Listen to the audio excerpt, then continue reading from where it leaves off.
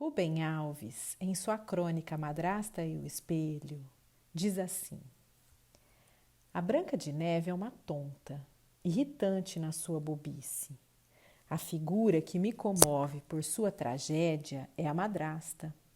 Se eu pudesse, mudava o nome da história de Branca de Neve e os Sete Anões para a Madrasta e o Espelho. Branca de Neve é tonta e boba por não haver se olhado no espelho. Se olhou, não percebeu o fascínio e o terror que moram nele. Se gosto mais da madrasta, é precisamente por isto, porque tenho longas conversas com meu espelho, com os meus espelhos, pois são muitos.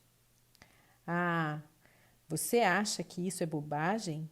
Que espelhos são inofensivos objetos de vidro, frios e imóveis, que nada fazem além de refletir imagens?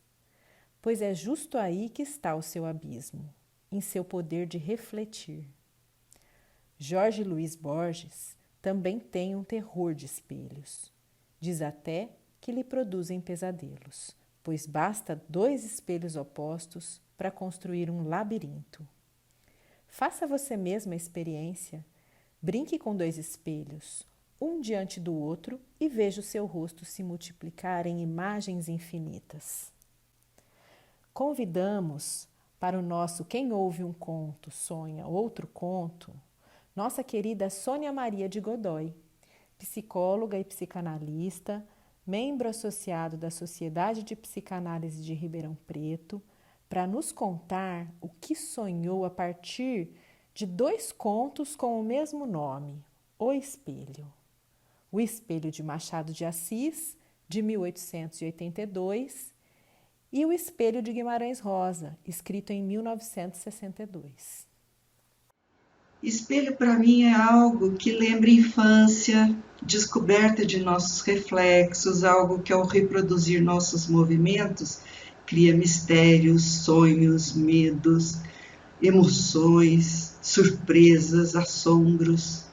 Espelhos a princípio lembram também as águas límpidas em que se olhou Narciso e ali permaneceu esquecido dos demais, apaixonado por sua própria imagem. Lembra ainda o horror do retrato de Dorian Gray, a autoimagem que mudava conforme o personagem do romance de Oscar Wilde ia se tornando um homem perverso, um assassino. A imagem a princípio linda, né, do personagem vai se tornando horrenda acompanhando as mudanças de caráter deste personagem. Bom, os 2 grandes autores brasileiros, Machado e Guimarães, nestes contos eles se aproximam, pois eles se dirigem diretamente para as nossas almas, nos encaminhando para reflexões mais íntimas, nos aproximando das nossas autoimagens e mostrando a sua importância em nossas relações humanas, onde mantemos sempre alguns segredos, estranhamentos dentro de nós e a partir disto também nossas relações, já que nós é que fazemos as relações a partir das nossas emoções. E assim eles instigam perguntas, reflexões. Quem sou eu? Ou melhor, quem são todos estes que me habitam e que às vezes eu desconheço? Levam nossos olhares então para aquilo que podemos ver ou mesmo para as nossas cegueiras, tocando em nossas imagens reais e no que permanece escondido embaixo do que revelamos. E assim eu convido vocês a me acompanharem, primeiro através do conto de Machado de Assis, onde eu vou fazer um breve resumo, sugerindo aos que não leram que leiam, né? Porque é fantástico. Então, vamos lá. Em seu espelho, Machado de Assis é o espelho, esboço de uma nova teoria da alma humana. Machado inicia contando que 5 amigos conversam sobre suas ideias metafísicas, sendo que um desses homens sempre se mantém calado, enquanto ouve os outros debaterem amistosamente entre si. Jacobina, que era o nome do silencioso, acreditava que discutir era uma herança bestial, já que serafins e querubins, exemplos de perfeição espiritual, não debatiam nada. Seus amigos, no entanto, conforme o irônico Machado de Assis, estão discutindo maneiras de resolver entre eles os mais árduos problemas do universo. Na noite em que se passa o conto, eles decidem conversar sobre a alma humana. Jacobina, descrito como um capitalista provinciano, astuto, cáustico, ao ser desafiado a dizer o que pensa sobre a natureza da alma, decide contar-lhe suas próprias experiências sobre este assunto, não sem antes alertá-los: não quero ser interrompido enquanto falo. Nesta breve descrição que Machado faz do personagem, já percebemos seu autoritarismo, sua arrogância, sua falsa humildade, né, apontados por Machado, pois ele compara-se aos anjos, isentando-se de discussões, né, não quer saber de discussões. Jacobina passa assim a contar-lhes uma experiência que lhe permite afirmar que não se tem apenas uma alma, mas duas. Uma que olha de dentro para fora e outra que olha de fora para dentro. E sem admitir que contestassem, explica o seu ponto de vista. A alma exterior pode ser um espírito, um fluido, um homem, muitos homens, um objeto, uma operação. Há casos, por exemplo, em que um simples botão de camisa é a alma exterior de uma pessoa. E o ofício desta alma, bem como a da outra, é transmitir a vida. As duas completam o homem, a de fora e a de dentro. Exemplifica com o personagem de O Mercador de Veneza, obra de Shakespeare, onde Shylock, um judeu extremamente apegado ao seu dinheiro, afirma que o perder seria como morrer. Esta alma exterior, portanto, não é sempre igual, pois para cada homem ela muda de natureza e estado. Para alguns é o poder, para outros, em seus primeiros anos de vida, foi um cavalinho de pau ou um chocalho. E para as pessoas em geral, esta alma exterior varia, ela é inconstante. Em um momento pode ser a ópera, em outra ocasião um concerto, em outro um baile, em outra a Rua do Ouvidor, Petrópolis. Atualizando, porque esse conto é de 1822, nós estamos em 2021, nós poderíamos dizer, para alguns pode ser fazer compras, viajar, ir a baladas, aglomerar-se. Para reforçar sua hipótese sobre as duas almas, Jacobina conta sua experiência quando, aos 25 anos, pobre, foi nomeado alferes, que é um posto raso do Exército Nacional, causando um grande contentamento em toda a sua família. Alguns de seus conhecidos mostraram-se com inveja, enquanto outros, de tão contentes, fizeram uma vaquinha e lhe deram uma farda.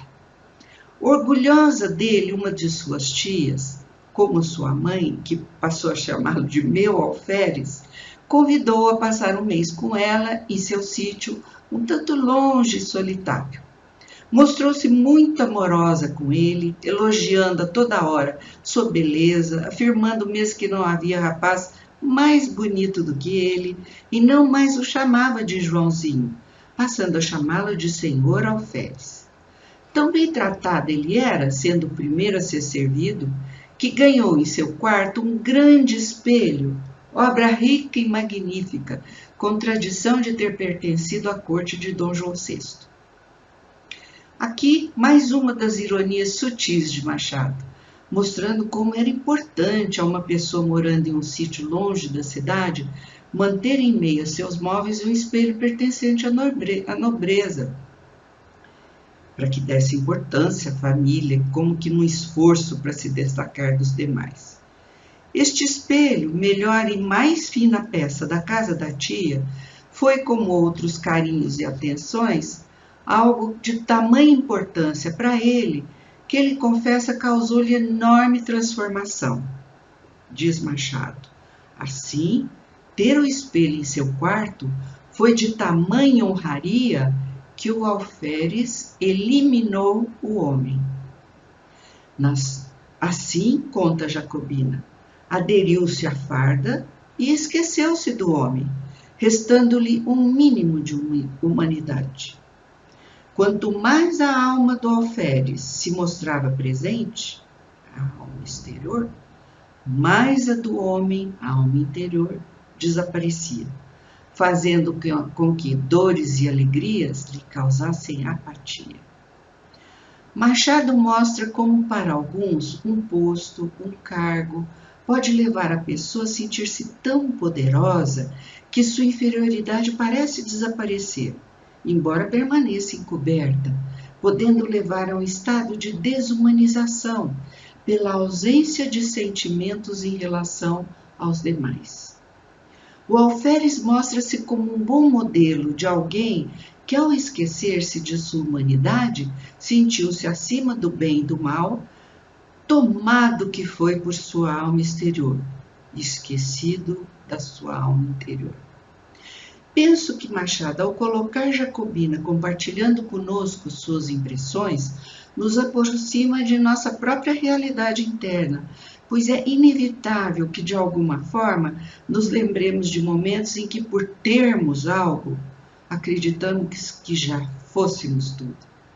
Porém, o que a gente tem pode ser perdido. Em Jacobina e algumas vezes em nós, ampliam-se certezas e fortalezas com aparência de inabaláveis, o que nos mostra que ele não se conhecia. Acreditava ser alguém que, na verdade, não existia. Espera um pouquinho para ver. Continuando no conto, acontece que, por doença grave da filha, sua tia precisa deixar Jacobina só na fazenda. E os escravos, aproveitando-se dessa ausência, fogem. Desta maneira, conta Jacobina, ele fica sozinho entre galos e galinhas, algumas mulas, bois e plantas murchando, por mais de uma semana, em meio apenas a um grande silêncio e desolação. Noite e dia, as horas pareciam não passar, mas a noite maior ainda sentia sua solidão. Andava, assoviava, tentava escrever e nada melhorava seu abatimento moral. Comia mal, sofria sensações físicas de dor e cansaço, e o que mais o incomodava no silêncio era o suar do relógio. Machado aqui traz Jacobina associando o suar do relógio ao estribilho de uma poesia. Never, forever. Forever, never. O que nos faz pensar, traduzindo, nada é para sempre.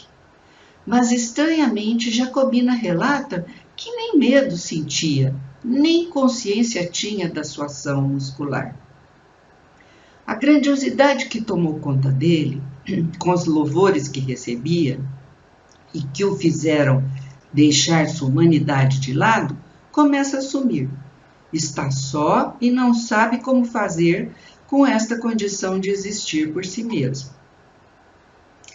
Conta então que apenas o sono trazia algum alívio, pois sonhava que estava fardado, e a família e amigos à sua volta o cobrindo de elogios, prometendo-lhe inclusive postos muito mais altos no exército.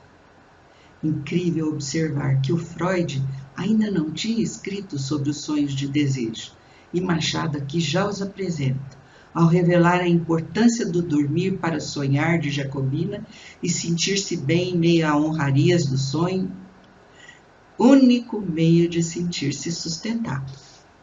Desta forma, Machado foca a necessidade de algumas pessoas de se manterem em contato com algo externo que lhes garanta sentimento de sentirem-se vivos, pois sem isto é como se perdesse o estímulo, a condição e o entusiasmo para a vida. Desta forma, o que Jacobina acreditava ser uma grande muralha contra sua fragilidade, a ausência que ele relata sentir de sua humanidade reduzida a um mínimo e sua condição de grandiosidade desabam quando só. E o que estava escondido, suas angústias, fraturas emocionais, sua condição humana de não tolerar a solidão, aparece. Desta forma, após 8 dias de muita solidão, Jacobina, que até então esquecera-se de olhar-se ao espelho, decidiu procurar-se lá. No entanto, o susto foi grande e o medo tomou conta dele. Olhou-se e não se viu. Não como se imaginava sendo, mas percebeu-se incompleto, não estava ali inteiro, já que o espelho não refletia sua imagem toda. Nas palavras de Machado, não me estampou a figura nítida inteira, mas vaga, esfumada, difusa, sombra de sombra. Portanto, ele conseguia ver-se em apenas algumas partes dispersas de si, incompletas, sem contornos. Já estava pensando em ir-se embora para não enlouquecer, quando ao vestir-se e olhar-se ao espelho novamente, já fardado, pronto, viu-se refletido novamente por inteiro. A farda lhe devolvera a alma exterior, a figura do alferes não mais a figura dispersa. Ainda conforme Machado nas palavras de Jacobina, com a farda, o vidro reproduziu a figura integral, o alferes que achava enfim a alma exterior. Essa alma ausente, com a dona do sítio, dispersa e fugida com os escravos, ei-la recolhida ao espelho. Desta maneira, torna-se claro para nós que a sua alma interna era tão precária que a falta de elogios à sua volta o fez descobrir que apenas se sustentava como grandioso pela farda que vestia. Sem ela, nada era. Tendo descoberto a importância de sua farda para recobrar a sua alma externa, ele conta que conseguiu atravessar sua espera sozinho. Sabe como? Vestindo-se de alferes e sentando-se diante do espelho, se olhando e tentando construir sua alma interior a partir do exterior. Assim, a alma que estava ausente volta a existir apenas com a farda. Sua alma exterior é que o mantinha vivo, ou melhor dizendo, inteiro, não tão frágil. Machado nos leva a pensar em como aderências a cargos, profissões, roupas, festas e outros podem nos levar a uma total dependência destas conquistas. Passamos assim a depender delas para construirmos imagens vinculadas a aparências que gostamos de acreditar que possuímos, a partir das quais somos admirados, elogiados. Enquanto isso, apesar da aprovação externa, o que percebemos em Jacobina é que seu mundo interior permanece precário, desconhecido dele, difuso e sem formas. Sozinho, com este estado de mente que se escora no elogio dos outros, na presença dos outros, não há como suportar-se, sentir-se bem acompanhado. Por exemplo, sabemos das enormes dificuldades enfrentadas por pessoas que, acostumadas a viver com o suporte de sua alma exterior, neste isolamento necessário pela pandemia, têm sofrido em sua alma interior, precisando negar o risco que este vírus letal nos traz. Jacobina termina sua experiência indo embora da sala sem que os outros percebessem, de forma que ninguém pudesse comentar nem discutir com ele suas experiências. Incrível esse Machado de Assis. Bom, se em Machado o homem observador e intimista mostra um personagem que adentra o interior a partir do exterior, que o alimenta a alma, em Guimarães Rosa, o seu contador de histórias, com seu próprio interior rico e bem abastecido de histórias, é um convite para descobrirmos como um espelho pode esconder e revelar alguns dos nossos eus desconhecidos. Nele, o que começa a ser revelado por Machado, nessa descoberta da alma interior frágil e tão escorada na alma exterior, aqui aparece em Guimarães como uma explosão de revelações. Os outros em nós aparecem aqui de maneira bem explícita. Assim, genialmente, Guimarães disseca as nossas várias faces, através de nossas múltiplas expressões emocionais, assemelhadas a animais, hereditárias e tudo mais que na impermanência se indefine, em suas próprias palavras.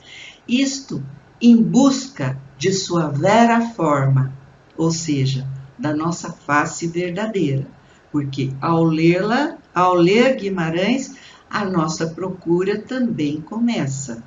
Ou, para aqueles que já têm análises, a gente aprofunda um pouquinho e se expande e lembra das que existem dentro da gente. E eu me pergunto aqui, existe uma face verdadeira? Será que existe? Inicia assim esse conto revelando as experiências que esse contista andou fazendo com seus reflexos observados em espelhos e aponta para a possível descoberta de inúmeros outros em nós. Diz ele que somos muito mais do que aquelas imagens tão organizadas que os espelhos refletem o que os outros veem e comentam. Através dos mergulhos que conseguem fazer em seus sertões interiores, tão ricos, amorosos, além de assustadores, ele nos convida e nos mostra como entrar em contato com o primitivo em nós. O que podemos descobrir? Vamos acompanhando. Guimarães nos traz um personagem que é um contista sem nome, que relata suas próprias experiências, mostrada com a sabedoria de quem sabe ir além, através do pensar e do observar as coisas e as pessoas. Alguém que, sondando a sua volta, apura algumas descobertas e revela criativamente as suas transformações. O convite é para mergulharmos com ele em suas aventuras, porém ele adverte que lhe tomou tempo, desânimos, esforços, porém diz que gostou, já que penetrou conhecimento que outros ainda ignoram. O convite, então, é para seguir ou desistir, mas nos instiga a curiosidade. E como num passe de mágica, já estamos juntos, nos sentindo, acompanhando suas aventuras, a comprovar suas experiências óticas e semióticas, sem saber onde iremos chegar. Assim é Guimarães Rosa. Ele nos pega, pelas paixões. A princípio, ele considera os aspectos físicos do espelho e das leis de ótica. Mas a alerta que está apontando é para a metafísica, para o transcendental, assim como é o seu sertão, que nos mostra um mundo que vai muito além do que poderíamos imaginar. Ele cria assim o mítico, fazendo-nos o convite para observarmos o que um espelho pode nos levar a aprender. Como ele diz, a ponta do mistério ou a ausência dos fatos, quando nada acontece, há um milagre que não estamos vendo. E assim começamos a viagem com os questionamentos sobre a existência de imagens fiéis. Será que existem? O que há de honesto e fidedigno nas imagens refletidas? Como é que o Senhor, eu, os restantes próximos somos no visível? Ele pergunta. Visível e o invisível, ele já nos põe a pensar e já nos causa certo desconcerto. Comenta sobre o falso que há em fotografias. O que ali se vê são sorrisos, o belo, o harmônico. Será? É vero? É verdadeiro isso? Ou apenas mostram as máscaras moldadas nos rostos, que servem para apresentar o falso e não para mostrar os fenômenos mais sutis de que ele quer tratar? Ele lembra que os olhos de cada um de nós padecem de viciação de origem. Claro, pois estamos habituados à nossa forma visível e as tornamos afetuosamente nossa, conhecida, agradável ao nosso olhar. Porém, ele lembra, Os olhos são, por enquanto, a porta do engano, pois diferentes tipos de espelhos podem mostrar ou deformar a nossa imagem. E brinca: ah, meu amigo, a espécie humana peleja para impor ao latejante mundo um pouco de rotina e lógica. Mas aí, continua ele, algo ou alguém faz de tudo para caçoar da gente. E lembra-se de como procuramos nos ver em côncavos das colheres, bules, espelhos que brincam deformando nossas aparências e nos transformam em monstros que fazem rir ou sentir medo. Lembra-se de seu medo enquanto criança de olhar para espelhos, já que os avisos não eram poucos de que em determinadas horas da noite, ao invés de nossas imagens, poderiam os espelhos mostrarem assombrações. E pergunta: quem é o monstro? Será meu medo? Lembranças minhas? Para os primitivos supersticiosos, o reflexo em um espelho seria a alma da pessoa, ou ainda a sombra de um corpo.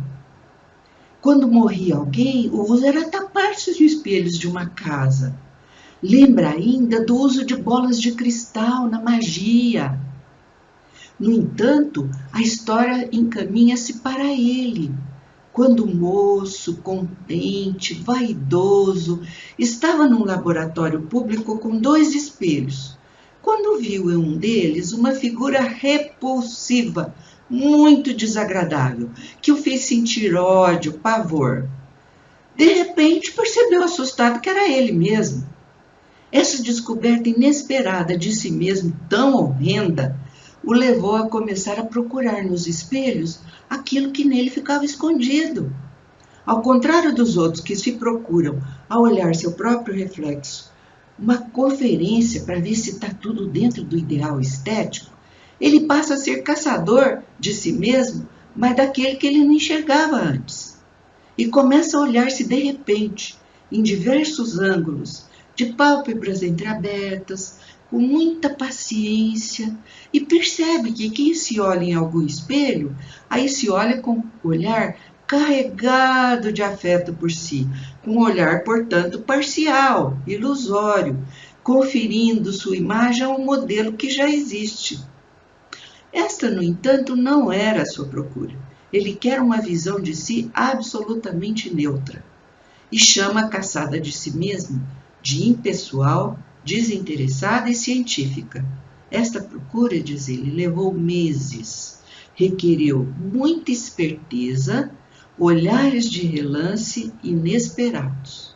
Como ele diz, as contrasurpresas, a finta de pálpebras, a tocaia com a luz de repente acesa, os ângulos variados incessantemente e, acima de tudo, muita paciência.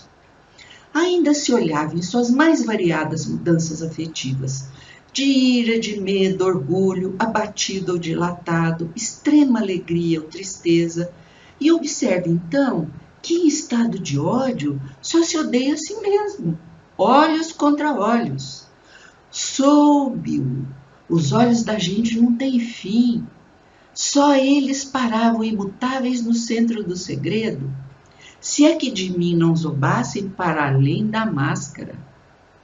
O rosto, ele nota, muda sempre, embora as pessoas não percebam, por estarem ainda adormecidas para esta visão.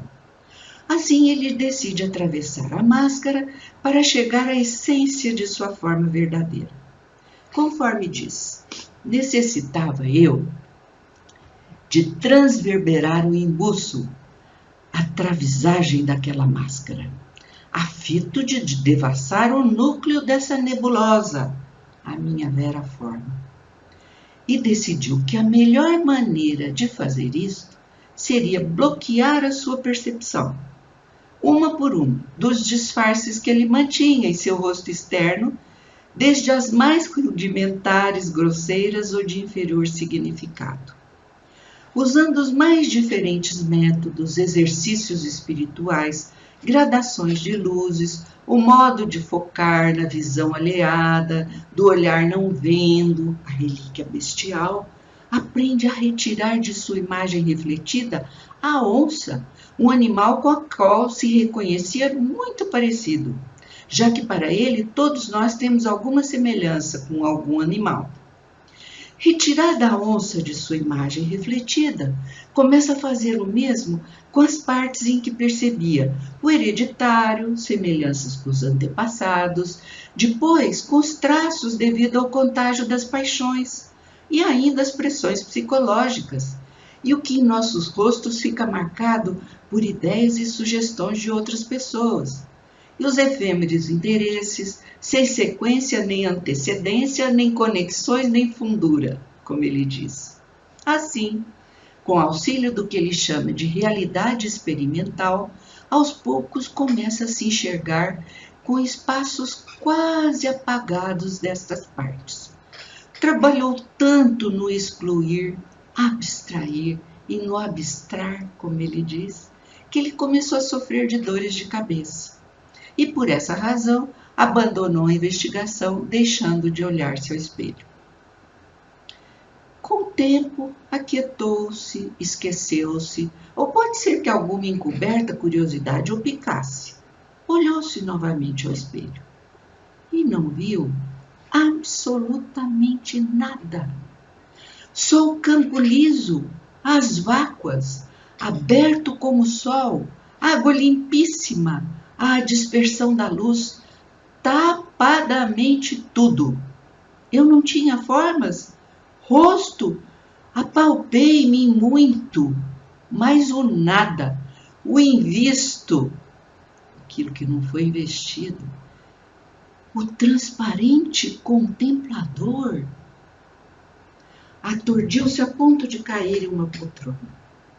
Então se pergunta se após meses de repouso, a autoimagem que tanto tinha procurado teria se desenvolvido por si mesma nele, seria para sempre assim?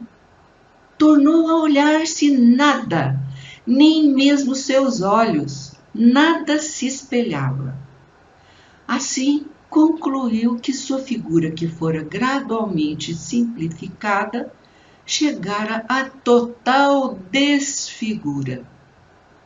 E se pergunta se nele não haveria uma existência central, pessoal, autônoma. Seria ele então um desalmado? E questiona se então o seu suposto eu seria a persistência do animal, um pouco de herança, de soltos instintos, energia passional estranha, um entrecruzar-se de influências e tudo mais que se indefine na impermanência? Diziam-me isso os raios luminosos e a face vazia do espelho, com rigorosa infidelidade. E seria assim com todos? Seríamos não muito mais que as crianças, o espírito do viver não passando de ímpetos espasmódicos, relampejados entre miragens, a esperança e a memória? Diz a quem ele segue a experiência, para quem ele estava contando, que a pessoa poderia estar até pensando que ele estaria fora de seu equilíbrio, ou que nada prova nada, ou ainda que seria um despropósito pretender que psiquismo ou alma se retratasse em espelho. Mas pede-lhe assim, espere eu terminar, e lhe pede desde já um segredo, já que são sucessos de ordem íntima que ele irá narrar. Diz que anos depois, ao terminar um período de grandes sofrimentos, ele encontrou-se frente a frente com o espelho. A princípio nada enxergou, apenas um reflexo a partir de uma luz que ora se nublava, ora cintilava, emitida a partir dele. E quando se viu novamente, não estava com o rosto desse momento em que conversavam, mas o ainda nem rosto, quase delineado apenas, mal emergindo, qual flor pelágica de nascimento abissal. e era não mais que rostinho de menino, de menos que menino, só. Devia ou não devia contar-lhe por motivos de talvez? Do que digo, descubro, deduzo, será se? Apalpo evidente? Três busco? Será este nosso desengonço imundo, o plano intersecção de planos, onde se completam de fazer as almas? Será então este nosso desengonço, mundo e plano intersecção de planos, onde nós nos completamos fazendo as nossas almas? Ele busca e rebusca. E sua pergunta, será mesmo o mundo o lugar onde as almas terminam de se completar? Se a resposta for afirmativa, o que chamamos de vida é uma experiência muito séria, exigindo por isso um consciente despojamento de tudo que obstrui, atolha e soterra o crescer da alma. Depois, o salto mortal e o julgamento problema, que pode ser entendido como uma simples pergunta: você chegou a existir? Então, em virtude de tantas obstruções ao nosso desenvolver, ao nosso construir de nós mesmos, podemos perguntar: você sente que está existindo? Então, a concepção de vivermos em agradável acaso, pergunta ele, estará destruída? Espero sua opinião. Sim? Pergunta ele. Guimarães entra profundamente assim em nosso existir, a mercê de nossos desejos. Como no mítico paraíso, ou procurando meios de caminharmos em busca da verdade nunca alcançada. O Senhor mire e veja, ele disse certa vez. O mais importante e bonito do mundo é isto, que as pessoas não estão sempre iguais, ainda não foram terminadas, mas que elas vão sempre mudando, afinam e desafinam. Verdade maior. É o que a vida me ensinou. Isto que me alegra de montão. Assim Guimarães nos incita a pensarmos e nos procurarmos no abissal de nós mesmos e descobrir as flores que lá nascem.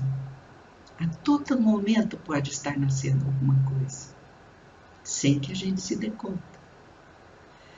E descobrirmos então quais de fato somos, pois somos muitos, e a lembrarmos que nossa identidade está sempre em construção, que estamos sendo e construindo e reconstruindo durante a vida. Portanto, somos uma complexidade. Obrigada.